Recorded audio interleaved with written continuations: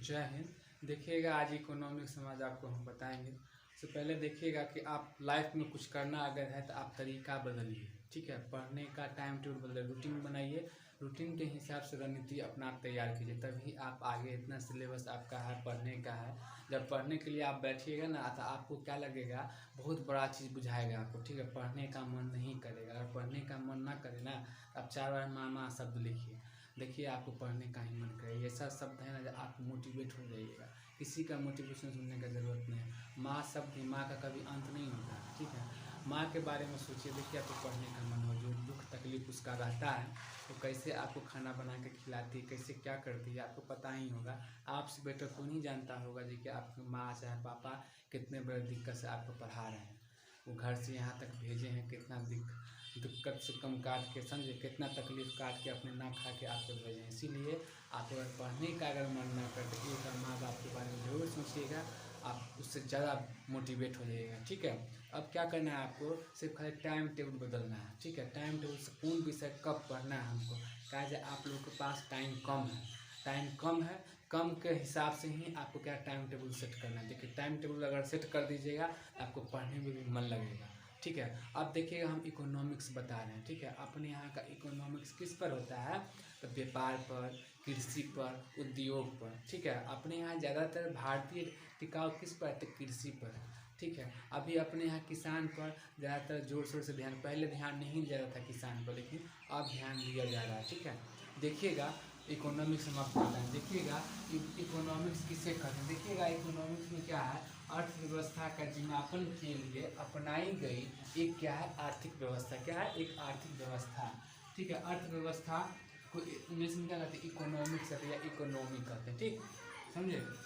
उसका देखिए वह प्रबंधन जिसके अंतर्गत एक निश्चित क्षेत्र या राष्ट्र के रहने वाले लोग अपनी ही जीवन का प्राप्त करने के लिए अर्थव्यवस्था का क्या करते हैं, उत्पन्न या वितरण, उपभोग एवं विनिमय आदि क्रियाओं को समृद्ध होने के कारण लोग क्या आर्थिक आवश्यकताओं को पूरा करने या सहायक मिलती है, क्या करती है, सहायक मिलती है। उसके बाद देखिएगा भारतीय अर्थव्यवस्था क्या है, एक मिश्रित अर्थव्यवस्था। क्या है, मिश्रित अर्थव्यवस्था। कहने का मतलब ये हुआ कि कृषि पर ही डिपेंड नहीं है, उद्योग पर भी है, व्यापार पर भी है, ठीक है। इसीलिए क्या है, मिश्रित, ठीक है। क्या है, मिश्रित है, ठीक है। तो क्या है, मिश्रित अर्थव्यवस्था सामाजिक और निजी क्षेत्र में संयोजन है और अपनी प्रकृति के कारण यह वर्तमान में भारत की अर्थव्यवस्था या दोगुनी सबसे क्या होता है, विकसित अर्थव्यवस्था के रूप में क्या होता है, जाना जाता है, ठीक है।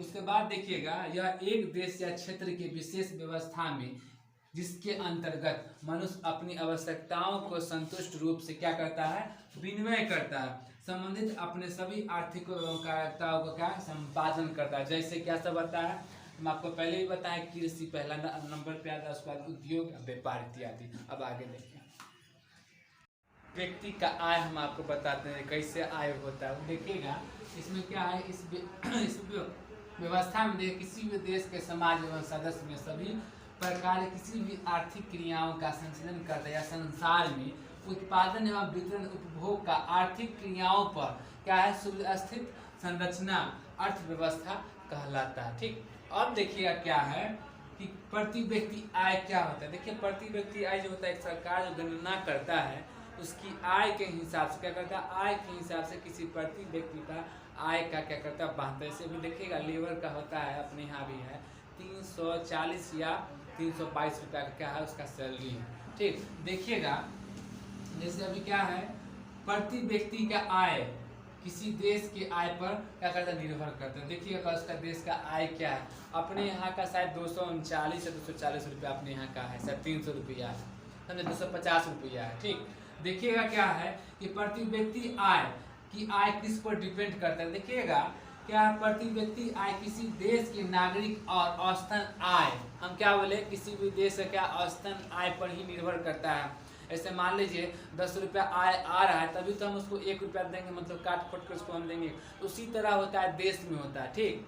देखिएगा क्या है कि प्रति व्यक्ति आय किसी भी देश के नागरिक एवं औसत आय किसी देश के कुल राष्ट्रीय आय पर कुल जनसंख्या के भाग देने पर भागफल आता है उस व्यक्ति को आय कहते हैं, मतलब प्रति व्यक्ति आय कहते। देखिएगा ऐसे यही पॉइंट समझने वाला है। प्रति व्यक्ति की आय देश की नागरिक औसतन आय किसी देश की कुल राष्ट्रीय आय, मतलब क्या कुल जितना राष्ट्रीय आय सब, ठीक। उसके बाद आय में कुल जनसंख्या, जनसंख्या कितना उसे क्या होता है भाग दिया जाता है। क्या भाग देने पर जो भागफल आता है उसे प्रति व्यक्ति आय बोला जाता है। वो तो मालूम नहीं है कितना आता है, वो सरकार ही बताएगा आपको।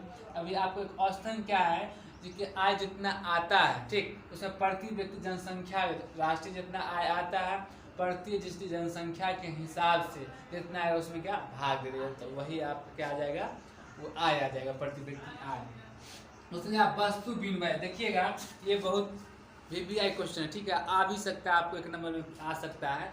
इसको क्या हम आपको बता रहे हैं, तो देखिएगा इसमें क्या एक एक नंबर करके छांट लीजिएगा। ये क्या है, हम आपको पॉइंट यहाँ क्या लिखे हैं, वस्तु विनिमय। पहले क्या होता था कि सामान के बदले सामान दिया जाता था, पहले पैसा नहीं था, पैसा बहुत न के बराबर। जैसे मान लीजिए अभी भी आपके गांव घर में अगर आप जाइएगा देखिएगा, कहेगा ना तू हमारा चावल दे दो हम तोरा गेहूँ दे देंगे, बोलता है ऐसे ही, ठीक है ना, तू हमरा के आलू दे दे तोरा के हम लीची दे दे। ऐसी होता है गांव घर में, जो अपने यहाँ होता है, अपना बिहार में भी होता है। उसी तरह पहले भी होता था। जैसे मान लीजिए मेरे यहाँ चावल अगर है, उसके यहाँ गेहूँ है, तो हम क्या करेंगे, उसके आय के हिसाब से उसको फिर हम क्या करेंगे दे देंगे, ठीक। उसको हम चावल ले लेंगे, उससे हम क्या करेंगे गेहूँ ले लेंगे, ठीक है, गेहूँ ले लेंगे। उसी वही है, ठीक है, क्या है वस्तु विनिमय। क्या वस्तु, देखिएगा जब किसी भी वस्तु का क्रय किसी अन्य वस्तु द्वारा किया जाए तो इससे वस्तु का विनिमय की संख्या दी जाएगी। उदाहरण के लिए जैसे मान लीजिए 1 किलो क्या पालक, ठीक है, 1 किलो पालक या साग का क्रय मूली के द्वारा एक फल योगी बदलते हैं, एक पत्ता गोभी से एक विनिमय। जब मुद्रा का आय आविष्कार नहीं हुआ था तब बाजार में वस्तु के विनिमय के माध्यम था। क्या था, अब ना पैसा का आ गया था, पैसा के हिसाब से आप पालक को चाहे जो भी सामान खरीदते, पहले ऐसा नहीं था, सामान के बदले सामान, समझे। जो सामान आप खरीदिएगा, जैसे मान लीजिए हमको लेना है क्या मतलब पालक लेना है, उसके बदले में क्या कर लेंगे मूली उससे लेंगे। मेरे भाई मेरे पास पालक है, आप हमको मूली दे दीजिए। तो क्या काम करेंगे, एक मुट्ठी, या अपने यहाँ मुट्ठी चलता है, बाहर में किलो चलता है, साग किलो पर बिकता है, ठीक है।